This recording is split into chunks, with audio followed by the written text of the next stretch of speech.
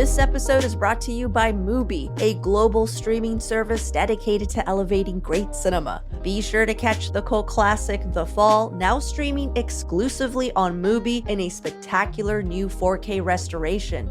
Filmed across 24 countries over a period of 4 years, Tarsem Singh's ostentatious epic sees a bedridden stuntman played by a magnetically pace spin an escapist fantasy for a hospitalized young girl. You could start streaming this film and more for 30 days free at mubi.com/citycast. That's mubi.com/citycast.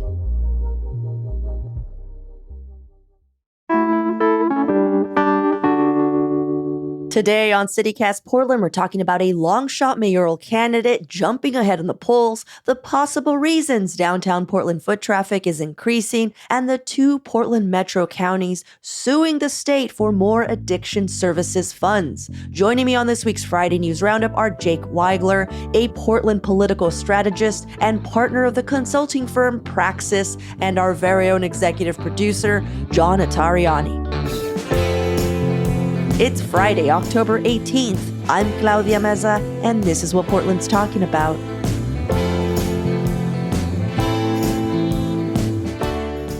Welcome, everyone, to the Friday News Roundup. Jake, John, thank you for hanging out with me this morning. Hey, Claudia. My pleasure. Jake, I believe this is our first time on the show together. Yeah, I'm so excited to be back. I had such a great time. So thanks for wanting to do it again. Oh, cool. I hope I don't drop the ball on and you're having a good time this time around. Oh, no. 0 chance. This is going to be awesome. Sweet. That's what I like to hear. Today is the day we break down some of the biggest local stories of the week with some of the best and brightest journalists or consultants in town. And before we jump into the news, I usually ask an opening question so our listeners can get to know our guests just a little better. But since we are a daily podcast and we have so many new CityCast Portland listeners that are joining the fold, there's a high probability that you're still catching up. So if you didn't get a chance to check out this week's show, John and I are going to quickly fill you in on what you missed. Yeah, this is a funny week because we actually did not have a show on Monday. We were off work for Indigenous Peoples Day. But we came back on Tuesday with a special episode where we had our CEO of CityCast and the co-host of the Political Gab Fest, David Plotz, spoke with you, Claudia, along with hosts from 6 other CityCast cities, talking about the stories that y'all are watching in your hometowns, the national implications of those. Claudia, you were talking about sports. Yeah, I shared our WNBA story, Nice. and I made everyone yell at me.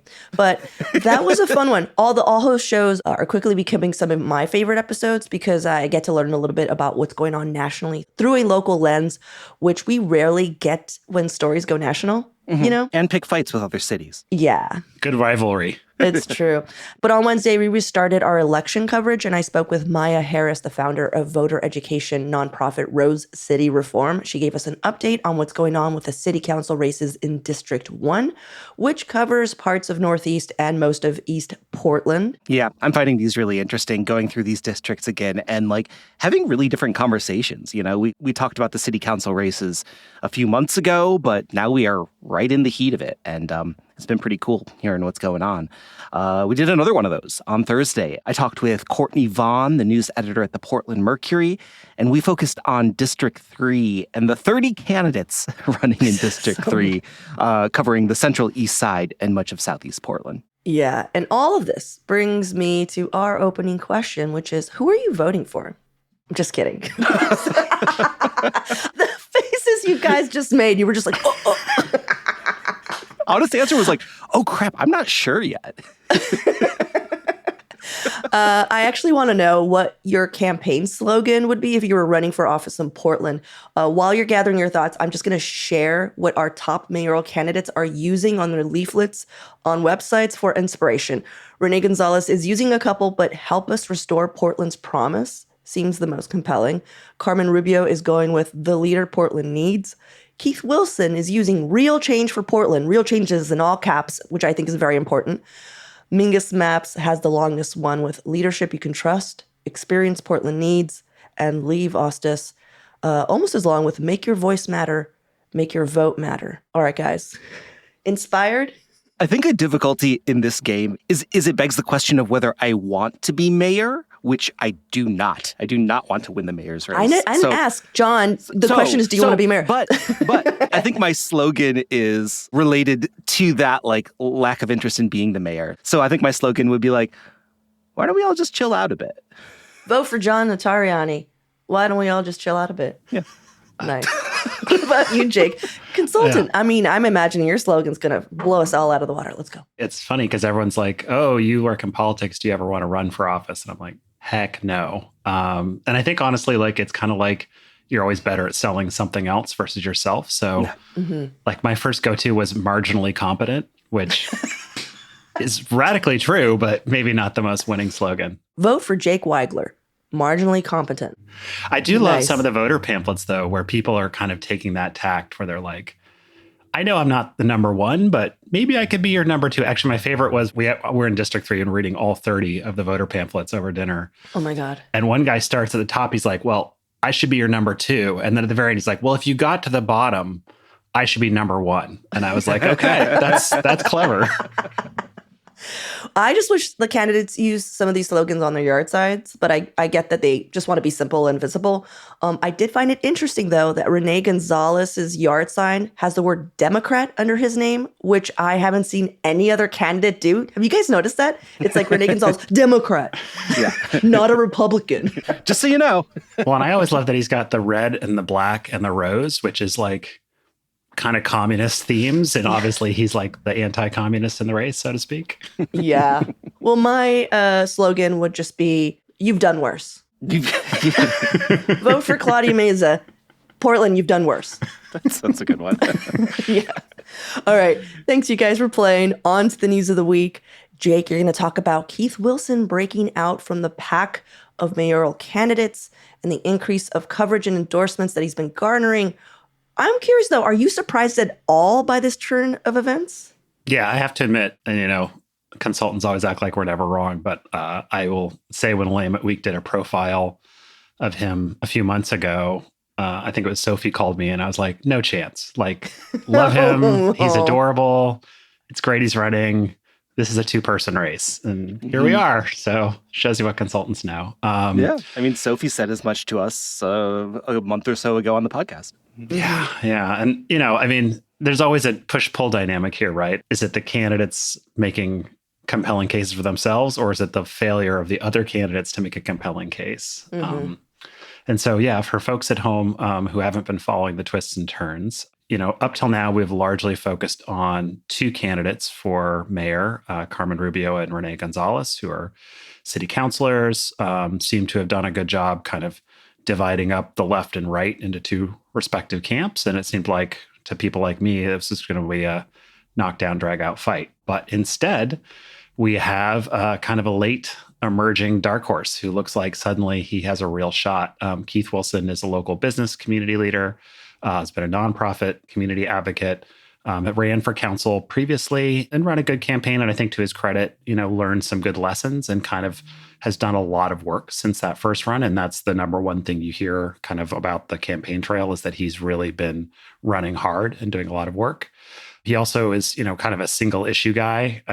For him, it's about homelessness and everything else. And usually that doesn't work, but it does seem to be the number one issue that everyone wants to talk about. So I think that turned out to be pretty clever. And then we had a couple scandals. We've talked about these before. Last time I was on, we were talking about kind of the various traffic violations and parking violations by those two leading candidates. So he's kind of come out smelling very sweet compared to some of the alternatives. But probably the most shocking thing was this week, the Oregonian released a poll that they had conducted, which showed that he is actually in a great position to win this race. And primarily because of ranked choice voting. As folks may know, we're facing a new voting system this year for Portland City races.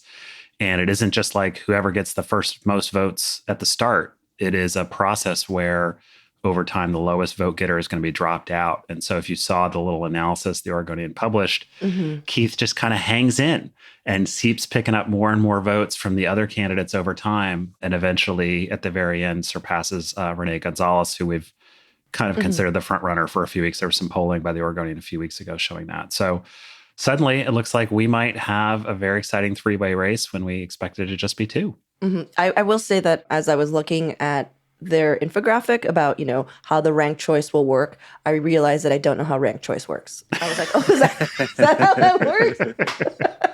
I thought I explained this to people. I thought I understood. And I was like, wait, he wins?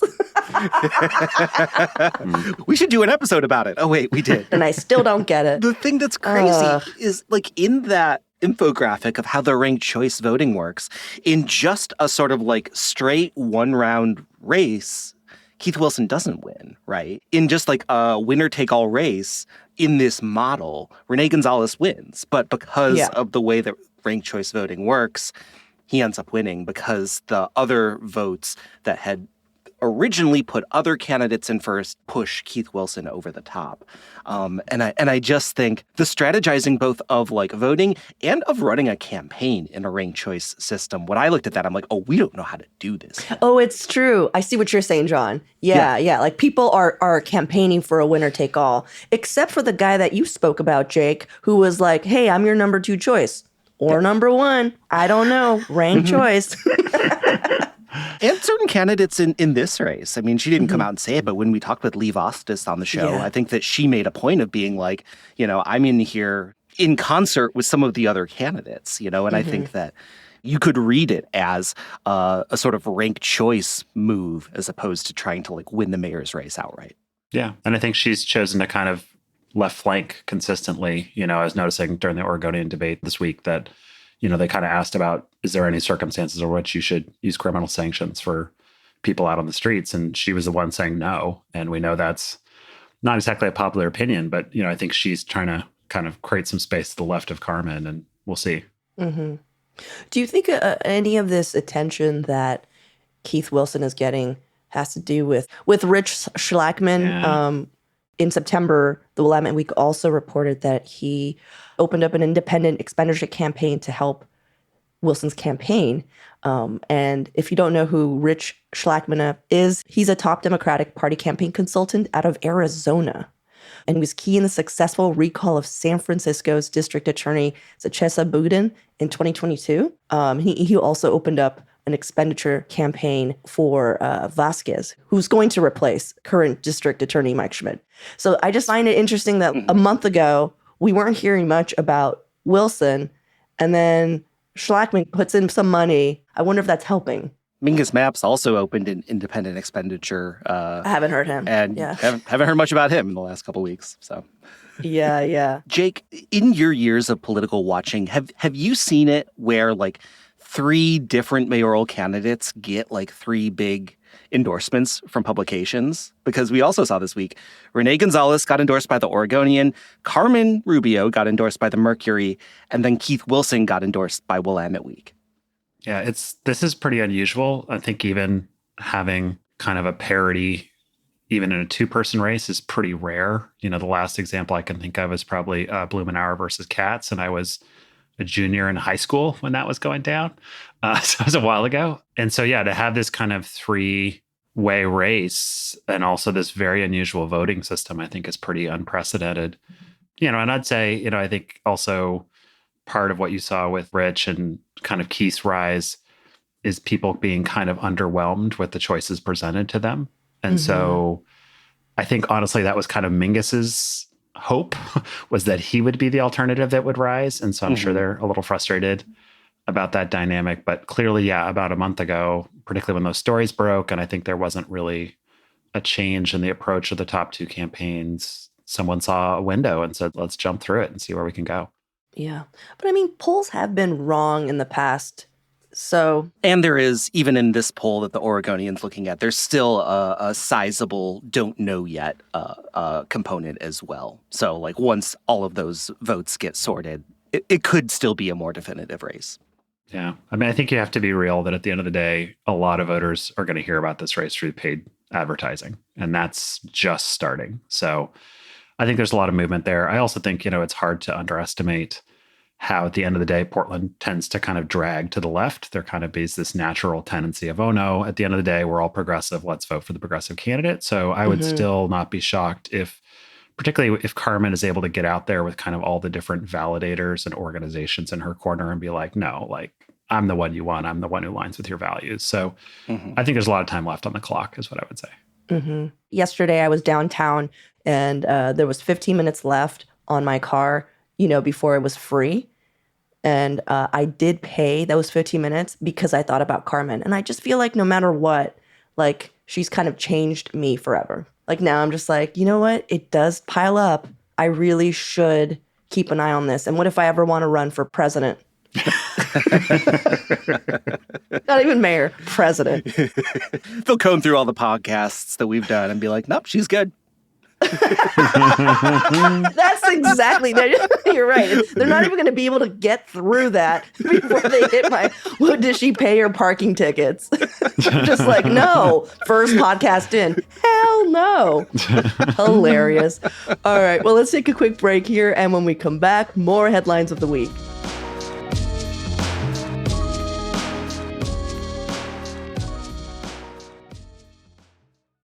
This is an ad for BetterHelp.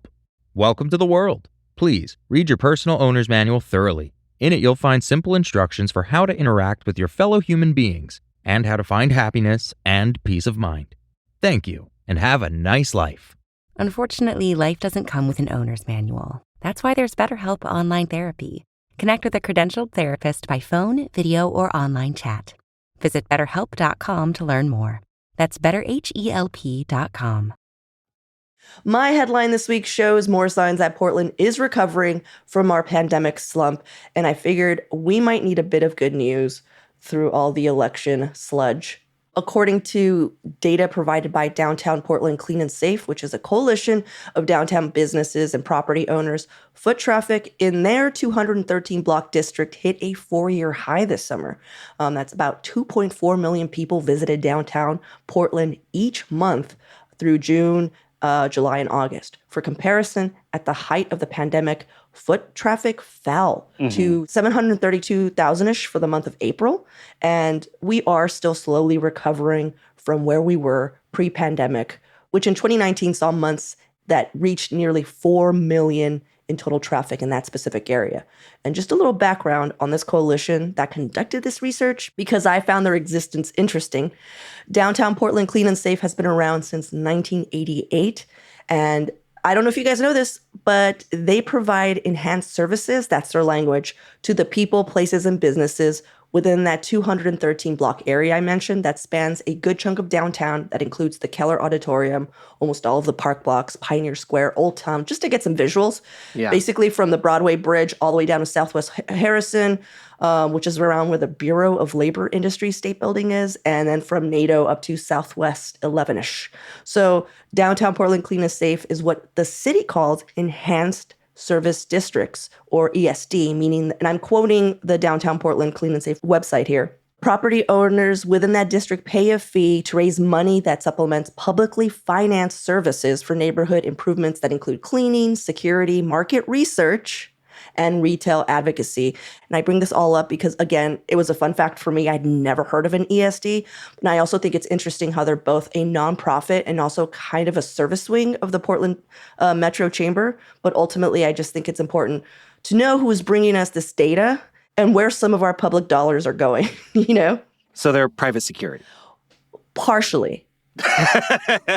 It's not just that they're also market researchers, they're also data collectors. But before I go into the reasons they listed as why downtown is making a comeback, what do you guys think?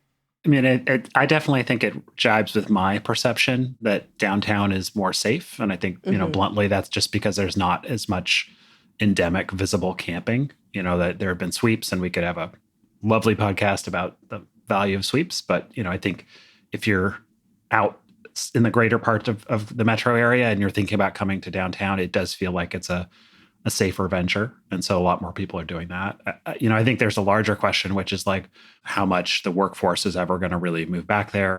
People grabbing lunch during their workday and things like that. So I think that's a harder question. Yeah, agreed. So Steve Witcherly, the operations director of Downtown Portland Clean and Safe, is crediting that the decisions that were made roughly last year or so by the city, like all the emergency declarations, the sweeps, all that, They established more services. They funded more outreach worker resources. They increased the number of available beds, just all that stuff. He's saying like, hey, this is why, Jake, you're seeing less tents. He basically said like about 12 months ago, we were looking at over 200 tents in this district alone. And now it's about 50, and they're more clustered around services, which now are provided. And just like drug calls, like, for overdoses or people using, drug markets, that kind of thing. Yeah. They were responding to over 200 drug use calls per month. Last month, that dropped to 39. So they're really saying like, hey, it's working. Whatever the mayor's office, whatever the county is doing, we're seeing a visible, improvement. But he did go on to say that like, no matter what, office workers are not coming back. So what they're banking on, like, and this is a shift in the mayor's office as well in city council, is they're like, downtown is going to be our new events and entertainment center for the entire region. And that's what they're banking on. So Live Nation, at Providence Park, they had these 2 huge concerts that basically like, this was a huge reason why we saw these numbers. The Foo Fighters, Green Day, Smashing Pumpkins, like all the 90s kids came back out. Is Green Day saving Portland? Is that what Green you said? Day and Operation Ivy. No, it wasn't Operation. It was Rancid and Rancid. The 12-year-old in me just perked up like, wait, Op Ivy played? Could you imagine? Op Ivy, a ska punk band from the East Bay, got back together just to save Portland. You didn't hear, John. Oh my gosh. It's a miracle. I surrender you my wallet chain. But like another thing that they pointed out was like, the Keller is going to go into renovations, and the city jumped on it. And now they've picked an alt theater, and the Keller essentially just like what they do mainly is they host Broadway shows. And it's one of the only theaters in our area that can do that. So they're thinking once the Keller comes back on, they're going to possibly get another one. So they're just building more and more venues. And I feel like that's the direction that it's going. I mean, I still believe that we should maybe make downtown a bit more livable in terms of housing. Yeah. Because for sure, people are like, okay, the office workers are not coming back, Yeah. That's just not going to happen. But yeah, I don't know. What do you guys think? What do you think of this new plan? I got curious about how this sort of pandemic bounce back is happening in other cities. So I found some NPR coverage about what's been going on in Philly. Philly's downtown, they're now at 100% of 2019 levels with pedestrian traffic. And it's not just Philly. A lot of cities are, according to the University of Toronto, Los Angeles, San Jose, Milwaukee, Houston, Tucson, Charlotte. They're all seeing the same or higher than pre-pandemic numbers of foot traffic after hours. And another study that was a part of this, though, looked at 25 cities with thriving downtowns. And what it found was, like you said, Claudia, largely the result of new housing, a continuation of a more than 2 decades-long trend in revitalizing many U.S. downtowns. So, like, yeah, as like a immediate issue of like getting some of these local businesses support, absolutely, this is a great thing, but like we need to go a lot further. And the way to do it is housing people living in the downtown area, people working there, and people like, buying toothpaste and like just day-to-day operations as opposed to relying completely on visitor traffic. Absolutely agree. The thought of making neighborhoods rather than business districts is like what's going to, I think, really make downtown a livable space. Yeah, I mean, I couldn't agree more. And I think it's going to be a big challenge for the next council is to think much more intentionally about kind of placemaking in downtown. Because you mentioned the Keller, and you have kind of that entertainment cluster along Broadway, and you have Pioneer Courthouse Square and Pioneer Place, and then you have Old Town. So you have some pockets where there's a lot of like weekend and evening activities. But I'd like to see us thinking about those other parts where it really is just office buildings right now. And as you guys say, how do you bring residential opportunities in there and then build all the other amenities so that people can live and have fun there too? And I think that's where other urban areas go. And we know we don't want to build out. We know we need to do a lot of housing construction in the next few years. And it's not going to be expanding the urban growth boundary and building more suburbs. It's going to be how do we take these different parts of our community and bring it in and make it more attractive for people, and particularly affordable housing, right? Because that's a ripe area to put multifamily housing. And I know it's not easy, and retrofitting a building is very complicated. But to me, that's where we could see some real leadership from the council. Yeah. And it would make our city in general better because that's where people end up visiting and traveling to. Still to this day, people are always being sent downtown. I don't know why. I think it's because that's where all the hotels are. But it would be nice if when they visited, it was an actual city. All right. Well, let's take another break here. And when we come back, more headlines of the week.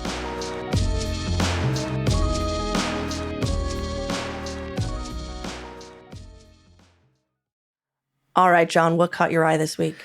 Yeah, I'm looking at some reporting, mostly by Dirk Vanderhart over at OPB about what appears to be the never-ending political punching bag that is Measure 110, even though it doesn't really exist anymore. So Measure 110 was approved in 2020. This was the law that decriminalized drugs. It largely was repealed earlier this year, but like the big part of it that we haven't talked as much about is the money associated with it, right? It redirected tax revenue to address addiction issues across the state, and it's set to bring in $430 million for different municipalities to sort of do service programs and sort of help people that are struggling.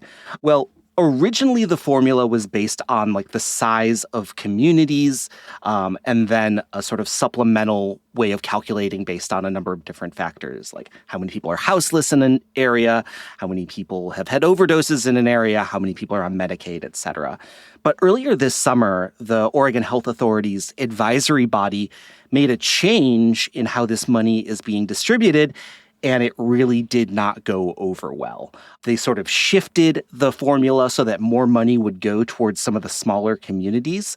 Well, now Washington and Clackamas counties, our neighbors here in Multnomah County, are suing the Oregon Health Authority, and they're saying that they're not getting their fair share of this tax money that is being redirected to these smaller communities, and they're asking the court to sort of invalidate this current formula and to give them more money.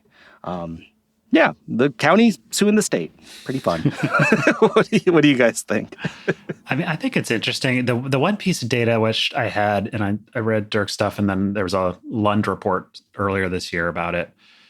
I totally get why there's a push-pull with rural communities, and the idea being like, if we give them about below a certain threshold of money, they can't do anything with it. You know, they need kind of a critical mass, and particularly when you think about transportation and other issues in rural communities. The piece I didn't see a good answer on is like, why did like Jackson County or Lane County, these other kind of top 10 counties in terms of population, why did they beat out Washington and Clackamas? So I'd be interested to understand that. But more generally, I think this is not a new dynamic in kind of behavioral health and social services. We've seen that in the Portland area with the allocation of the Metro homeless funds and kind of what's the share that goes to Clackamas versus Washington and Multnomah County.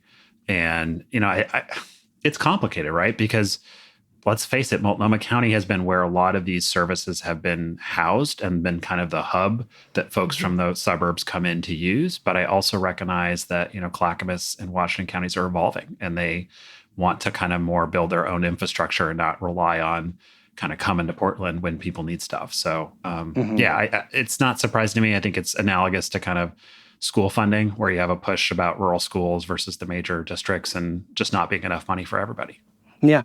And to what you were saying about like Washington versus Jackson County, Jake, in that Lund report story, it pointed out that Washington County is receiving a little bit more than half of the funding that it would receive if it was solely based on population, and is only about $1 million more than the funding to Jackson County, which is about 1/3 of the size.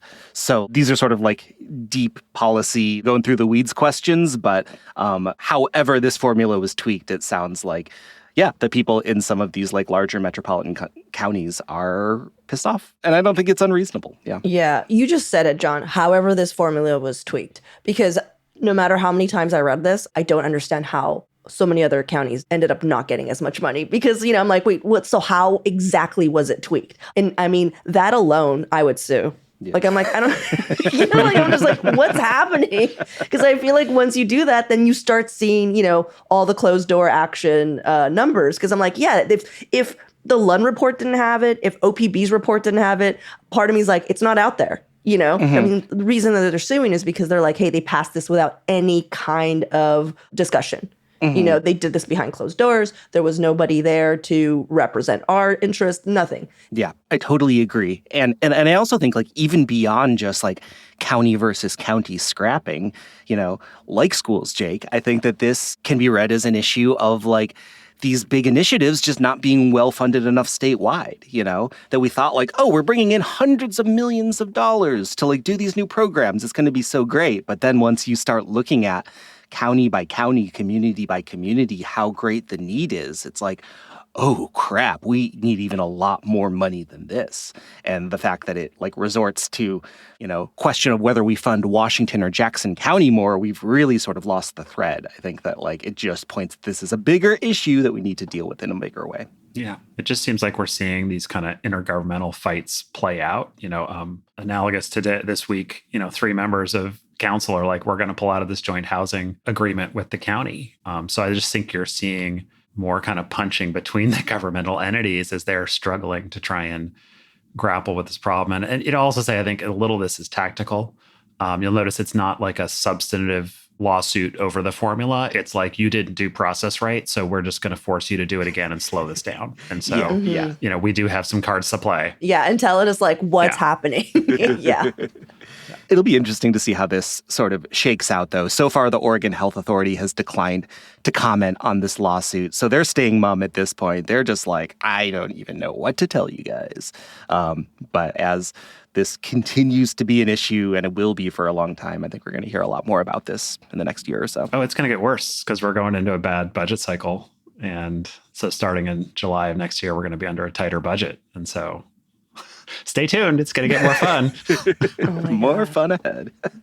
Well, John, thank you so much for breaking down that headline. Yeah, no problem. Jake, thank you so much for hanging out with us. I hope that it was just as pleasant as the first time around. This is fantastic, guys. Was this one better? Because I was here? Definitely, 100%. That's what I thought. Like night and Do you day. think the host was more competent? Did you feel more like emotionally and intellectually held through the process? I did. It was like you were the wind beneath my wings. Thank you. It was lovely. Cool. Great. I hope you're taking notes, John. Awesome. Next time. Awesome. Well, thank you so much, y'all. Have a wonderful weekend. Yeah. Thanks, Claudia. Thanks, guys. That's all for today here on CityCast Portland. Thank you so much for listening. Our executive producer is John Atariani. Our producers this week are Julia Fiaioni, Noah Snyderman, and Lizzie Goldsmith. Our Hey Portland newsletter editor is Rachel Monahan, and our host is me, Claudia Meza. Original music by Jenny Conley and Steven Drizos. Additional music by Epidemic Sound and All the Kimonos. We'll be back Monday morning with more from around the city. Until then, see you at Slim's.